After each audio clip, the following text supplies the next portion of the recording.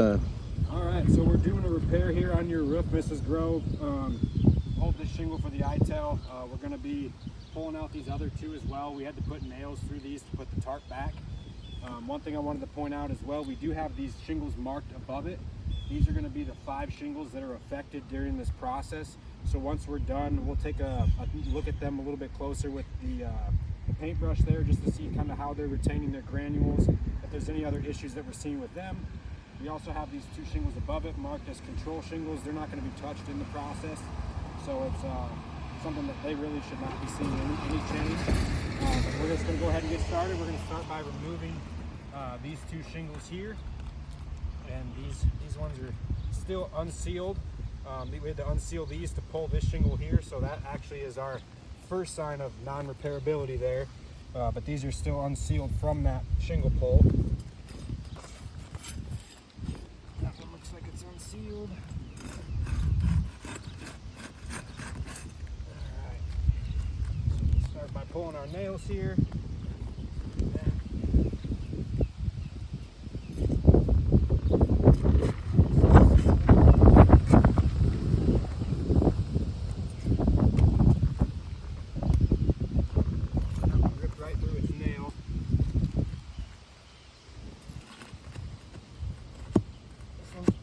To do the same thing on me here, and it just did. Actually, the shingle tore pretty good. You want to come zoom in on that there. There's a pretty good hole there and chunk from where that shingle pulled, or that shingle pulled right through that nail. We got to get some new shingles in, so we'll continue here.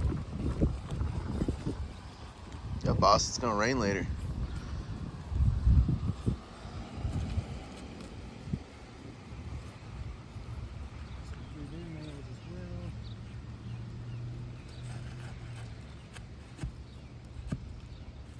Trying to be as careful as we can as to avoid that.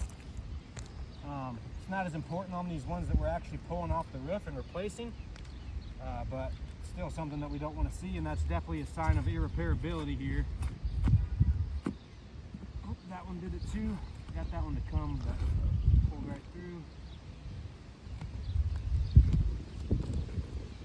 So we're gonna have to go one more row for this one, up to here. Went right through the nail. Before I could even get on the nail, it's pulling right through the nail. So this one's gonna, shingle number 3 here is gonna have to have a second nail hole put in there from where that was just at.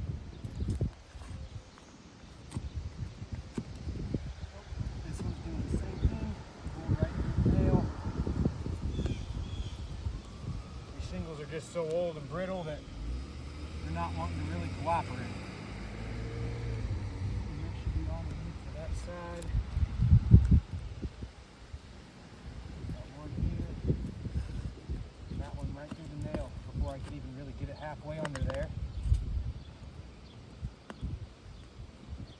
This one looks good.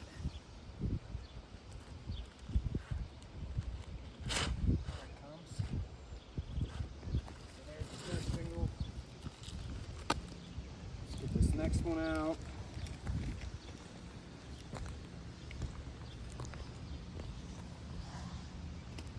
Starting here, again, right, that pulled right through, yep.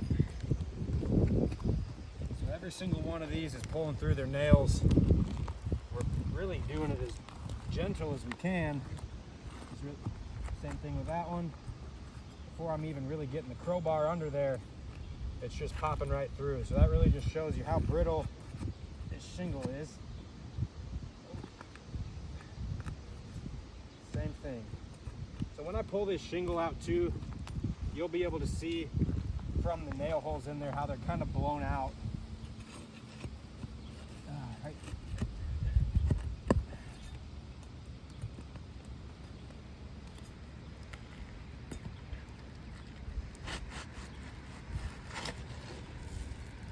So again, you can kind of see there, just these are blowing right through the spots, not really giving us a chance to save any of these shingles. Definitely causing damage to these ones around it here. Now we'll go back and start by putting these back. thing I want to point out while we're doing this too. This is really a concern for you, Mrs. Grove, and really if something if you kind of got to make the determination if you're willing to accept it or not. But the color difference is one thing there that's kind of a concern. The other thing here as well is this shingle is longer than the one we pulled out. So I remember the ITEL was saying that these shingles were discontinued and this was supposed to be our closest match. It is longer by about, half an inch roughly. And these are not supposed to be cut either. These are the shingles that came from discontinued materials and didn't really come in that original packaging either. So let's go ahead and put these back. Can't leave the roof exposed.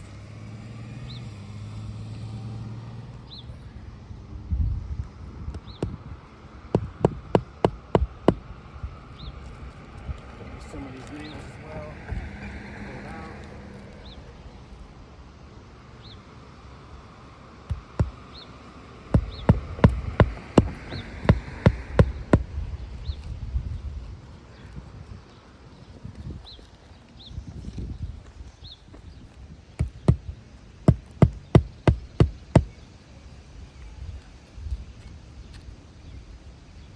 Again, this is too long, but we're going to make it work for now. You can see how it's kind of got even a lip there now as well.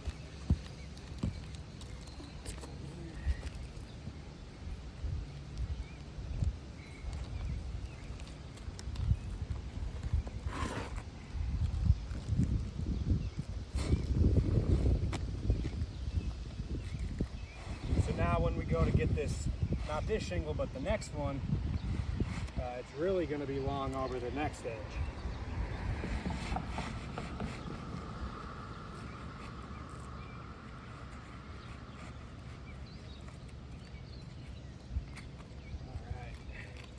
We're going to be as careful as we can as to not strike this shingle above it. We got to lift it a little ways so we can drive these nails flush.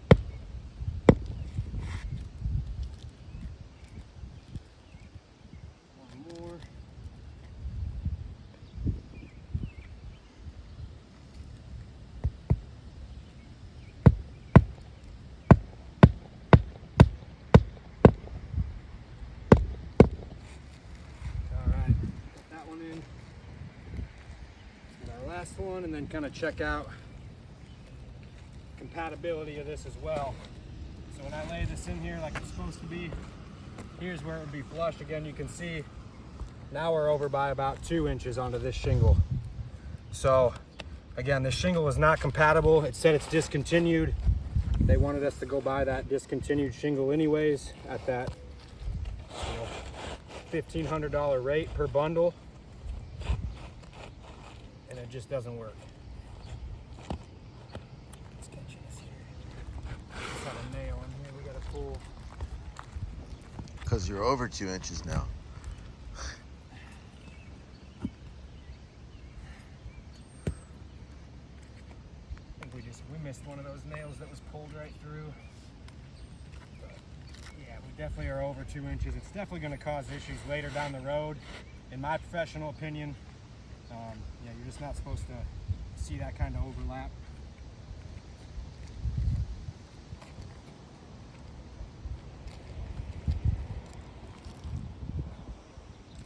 Alright. So we got four nails to put back in this shingle, and then we'll put the ones back in the ones above. And then we'll kind of evaluate our shingles above here, the control shingles.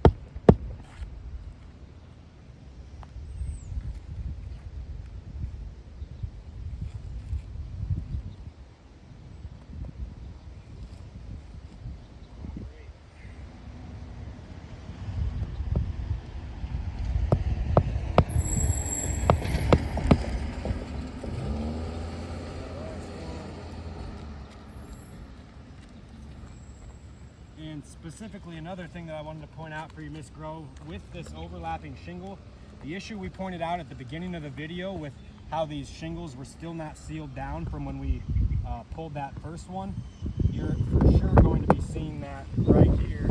Because of this overlap, it's never going to allow this to seal properly again.